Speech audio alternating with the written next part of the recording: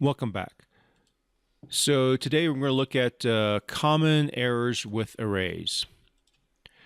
So the first common error with arrays is if you get this compiler error, cannot convert parameter 1 from float to float. Why would we get that? Well, let's say our code was to read bill data and we're passing in a float for bills.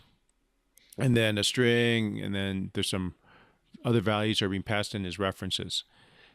Well, the problem is we're probably expecting to bring in an array, and if we forget to put the square braces in the parameter for the function, when we pass in our array, it'll say, hey, I can't convert this array into this floating point value. So that's the error with that one.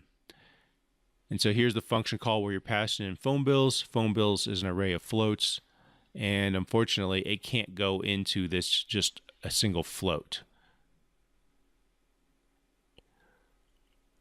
Let's say that we want to convert, we get this error, cannot convert parameter 1 from int to int. So the other time it went from an array to a float. Here we're going from an int to int.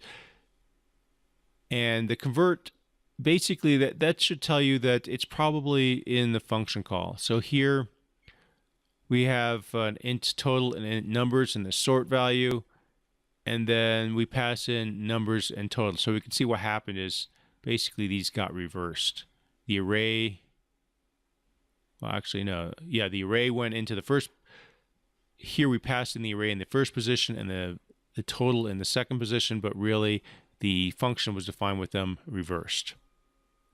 So it can't take this integer of arrays and put them into this first position because there it was looking for an int.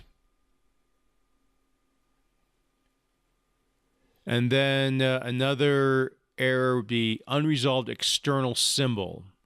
So if you see the conversion error, think about how the values are being passed in an array. If you see unreserved external symbol,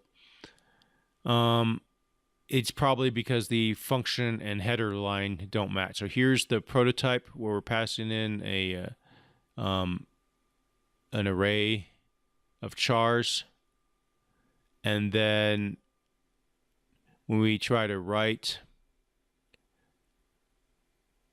we can see that we're pass in the definition. It passes in, an array with 7 elements. Here it has 10 elements, so this multidimensional array won't pass in correctly because it's not the same type.